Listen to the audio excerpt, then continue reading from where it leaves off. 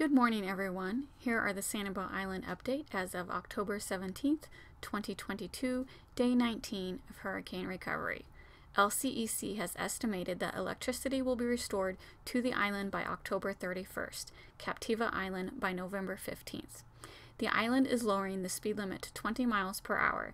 It was 30 in most areas and a couple of straightways were 35. Even though the city manager and police chief have asked residents to slow down numerous times since the island is crawling with emergency work crews, citizens are still driving carelessly. The mayor put it best by saying people are whipping around like the wild, wild west. Everyone on the island, please slow down. Last thing we want to report is a headline of an LCEC worker getting hit. There have been several close calls. Slow down, save a life. The police chief will start issuing tickets if that is the only way he can get drivers to drive responsibly. Over the weekend, the island water had over 1,200 requests to turn the water back on residents' homes. They originally thought they could honor those requests within 72 hours, but they weren't expecting such a demand at one time, so it might take longer than 72 hours. Just a reminder, make sure your plumbing looks good and in working order before having your water turned back on. They won't be able to turn your water on if your backflow device is broken. Please make sure your meter box is not covered by debris. For the residents not familiar with what your water meter looks like, it will be in the right-of-way in front of your house. It is a rectangular fiberglass or concrete device with a dial with brass body on one end. The wastewater system is still not operational yet. Some electrical panels need to be replaced. The director of waste management wanted to remind people to please use the dry cleaning method first.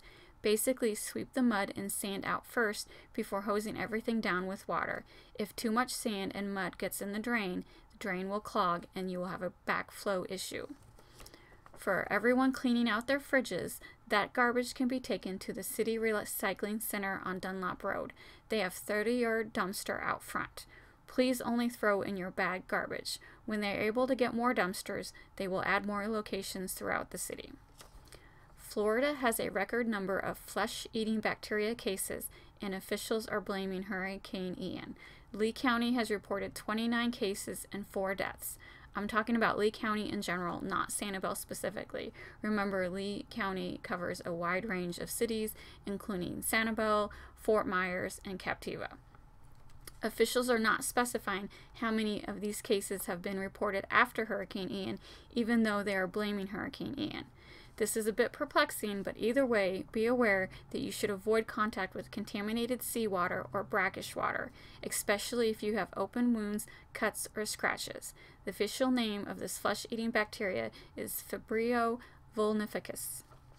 The mayor has commented on brackish water around the island several times. It isn't safe. Definitely wear waterproof boots, knee-high boots, etc. The mayor doesn't even feel comfortable bringing her dogs to the island yet. I think that is a very good observation by the mayor and shows a considerate pet owner. There are still tons of nails, various debris that dogs could hurt themselves on. Most dogs will drink from any water source. You definitely don't want your pet drinking from the brackish water. Just because the bridge opens on Friday, that doesn't mean the island is habitable. There are still tons of work to be done before the island is safe to live on. Yes, there are residents staying on the island, but they are roughing it. Remember, no running water yet, no electricity without a generator, and no working sewer system.